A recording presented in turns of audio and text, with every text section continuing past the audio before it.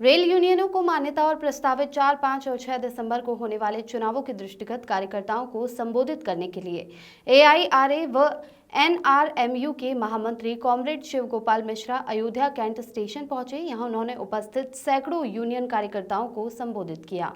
उन्होंने कॉन्फ्रेंस के दौरान कहा कि इस यूनियन की मांग रही है कि इस यूनियन में एक जोग में एक यूनियन होनी चाहिए। इससे रेल उद्योग व इसमें कार्य करने वाले अगिकों की समस्याओं के निदान व विकास और समय समय पर बिना विलंब चर्चा कर निधि किया जा सके।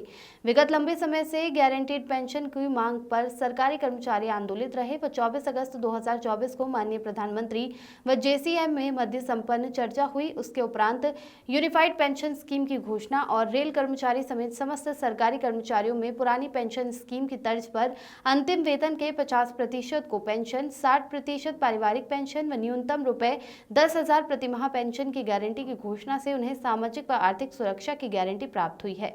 उन्होंने कहा है कि यही यूनियन है जिस पर रेल कर्मचारियों की उम्मीदें टिकी रहती है। अतः हमें रेल कर्मचारियों की मांगों को हल करवाने एवं एक सशक्त यूनियन का निर्माण करना होगा।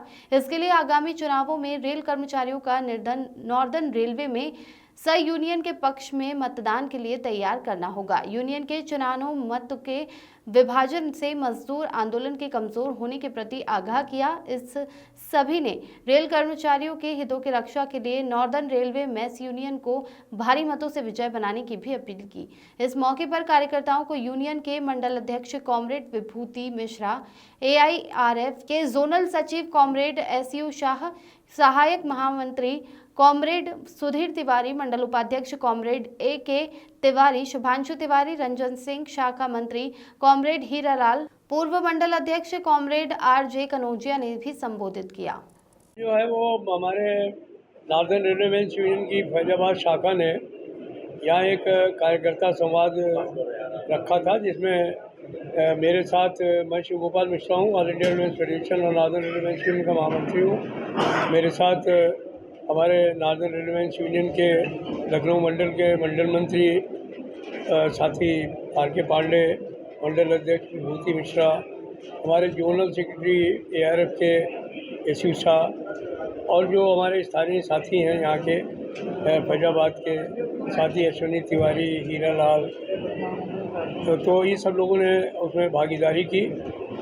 इसे कार्यकर्ता संवाद का जो मुख्य अर्थ था वो ये है कि 4, 5 और 6 दिसंबर को हमारे यूनियन की मान्यता के चुनाव होंगे। तो हम लोगों ने अपने कार्यकर्ताओं से बात करने का काम किया है, उनको ये बात बताने का काम किया है कि इन 100 सालों में जो हमारे ऑर्गेनाइजेशन ने क्या किया और 2013 से लेकर के जो लास्ट चुनाव हुए थे अभी तक 11 सालों में हम लोगों ने क्या करने का काम किया। तो ये सारी चीज़ें हम लोगों ने लोगों को बताई हैं। पास मिला है उनको जो है वो बोनस जो है वो बराबर मिलने का काम हो रहा है, उनको डीए बराबर मिलने का काम हो रहा है, कोविड में सबको पूरी तनख्वाहें मिलने का काम हुआ है।